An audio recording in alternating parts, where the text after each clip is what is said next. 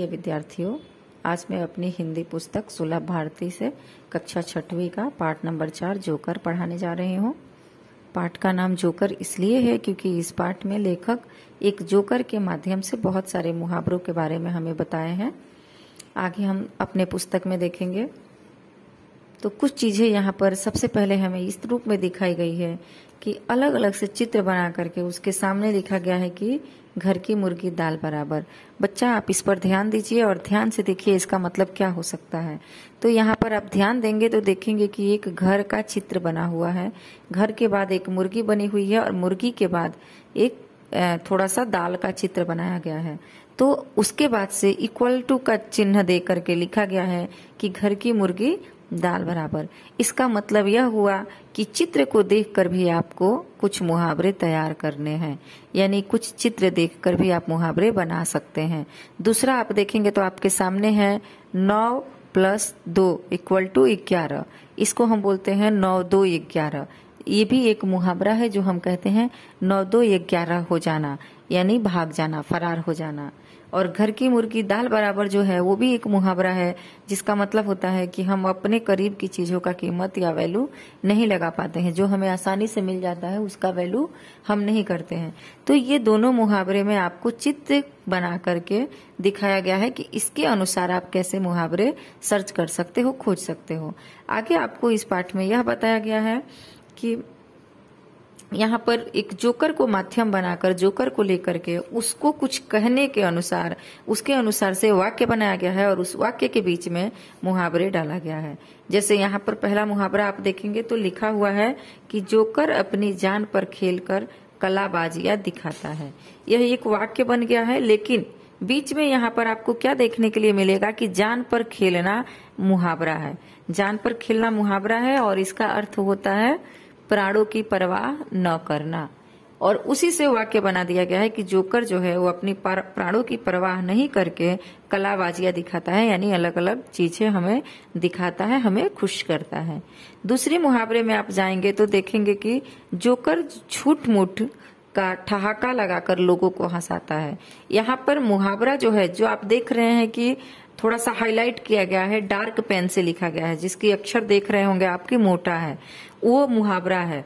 तो यहाँ पर वाक्य में बताया गया है कि जोकर झूठ मूठ का ठहाका लगाकर लोगों को हंसाता है। यहाँ ठहाका लगाकर जो है वह मुहावरा है और इसका अर्थ होता है ठहाका लगाना, यानी जोर से हंसाना। और इसमें वाक्य बना दिया गया है कि लोगों को जोर से हंसाता है। हम तीसरे मुहावरे की तरफ आगे बढ़ेंगे तो देखेंगे कि उचित प्रतिसाद न मिलने पर जोकर मन महसूस कर रह गया। यहाँ पर आप ध्यान देंगे तो देखेंगे कि मन महसूस कर रह जाना मोटे पेन से हाईलाइट किया गया है, मोटा लिखा गया है, यानी कि मन महसूस कर रह जाना मुहावरा है। इसका मतलब क्या होता है? मन महसूस कर रह जाना यानी कुछ न कर पाना, मतलब कुछ नहीं कर पाना, असहाय, हार जाना, चुपचाप बैठ जाना। या इसमें वाक्य बना दिया गया है कि उचित प्रतिसाद न मिलने पर जोकर मन महसूस कर रह गया, यानी उसने बहुत मेहनत किया लेकिन जितना मेहनत किया उसके हिसाब से उससे लोगों ने प्रोत्साहित नहीं किया, इसलिए जोकर जो है वो मन महसूस कर रह गया, यानी कुछ नहीं कर पाया। चौथे नंबर पे आप देख रहे हैं तो वहां पर है कि खेल समाप्त होने पर कुछ बच्चों द्वारा जोकर को धन्यवाद कहने पर वह फूला नहीं समाया। अब यहाँ पर आप देखेंगे तो फूला नहीं समाया जो शब्द है वह मोटा अक्षर में लिखा गया है, उसे हाईलाइट किया गया है। और फूला नहीं समाया का मतलब होता है अत्यधिक खुश होना या खुशी का ठिकाना न रहना, उसे कहते हैं फूला नहीं समाना।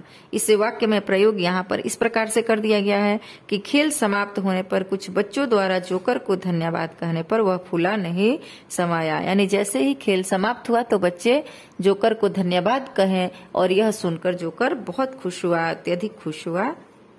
इस मुहावरे का अर्थ है। पांचवा मुहावरा जो है उसका मतलब है कि एक बच्चे को अपनी नकल करते देखकर जोकर दंग रह गया। यहाँ पर आप देखेंगे तो दंग रह गया यह एक मुहावरा है क्योंकि इसे ही हाईलाइट किया गया है। अब दंग रह गया का मतलब क्या होता है? आश्चर्यचकित होना। दंग रह जाना यानी आश्चर्य में पड़ जाना या आश्चर्य चकित रह जाना। इसके वाक्य ऑलरेडी यहाँ पे बन चुके हैं कि एक बच्चे को अपनी नकल करते देखकर जोकर दंग रह गया। मतलब जैसा जोकर कर रहा था वैसा ही एक बच्चा भी कर रहा है, यह देख करके जोकर दंग रह गया। आगे हम बढ़ेंगे तो देखेंगे कि छठे नंबर पर क्या है, जोकर शोर मचाने वाले बच्चों को आंखें दिखा रहा था। यहाँ पर आप देखो आंखें दिखा रहा था, यह मोटे अक्षर में लिखा गया है। यानी जोकर, जो बच्चे शोर मचा रहे हैं उन्हें जोकर आंखें दिखा रहा था। आंखें दिखा रहा मुहावरा है और उसका मतलब हुआ कि गुस्सा होना। जो बच्चे बहुत शोर मचा रहे हैं उस पर जोकर जो है वो गुस्सा हो रहा है। अब हम आगे बढ़ते हैं मुहावरा नंबर 7 पर, तो देखते हैं कि मौका मिलने पर जोकर कलाकारों के कर्तव्यों का श्रेय लेता है। अर्थात गंगा गए गंगादास, जमुना गए जमुनादास। यह कहावत है बच्चा। मैंने आपको बोला कि इस पाठ में मुहावरे और कहावतें दोनों बताई गई है, तो यह कहावत है। कहावत किस रूप में इसमें डाला गया है कि मौका मिलने पर जोकर कलाकारों के कर्तव्यों का श्रेय लेता है।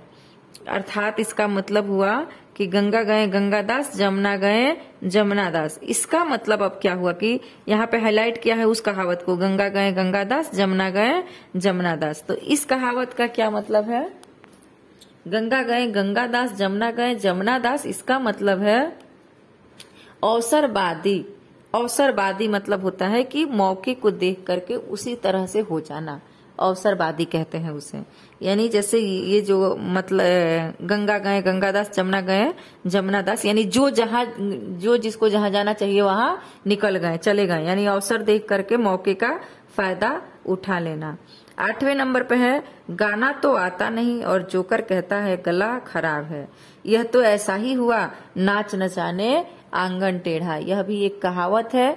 तो यहाँ पर वाक्य बना दिया गया है कि गाना, अगर हमें गाने नहीं आता तो हम क्या करते हैं, कहते हैं कि हमारा गला खराब है। हम ये डायरेक्ट नहीं कहते कि हमें ये काम करने नहीं आता, हम कहते हैं हमारा गला खराब है। तो यहाँ पर वो कहावत बताया गया है कि ये तो वही हाल हो गया कि नाच न जाने आंगन टेढ़ा। जब अपने को नाच करने नहीं आता है, नाचने नहीं आता है, तो हम क्या कहते हैं, नहीं नहीं हम तो नाच सकते थे, बहुत अच्छा नाच सकते थे, लेकिन आंगन ही टेढ़ा है। यानी नाच न जाने आंगन टेढ़ा, इस कहावत का मतलब है कि अपना दोष छिपाने के लिए औरों में कमी बता देना।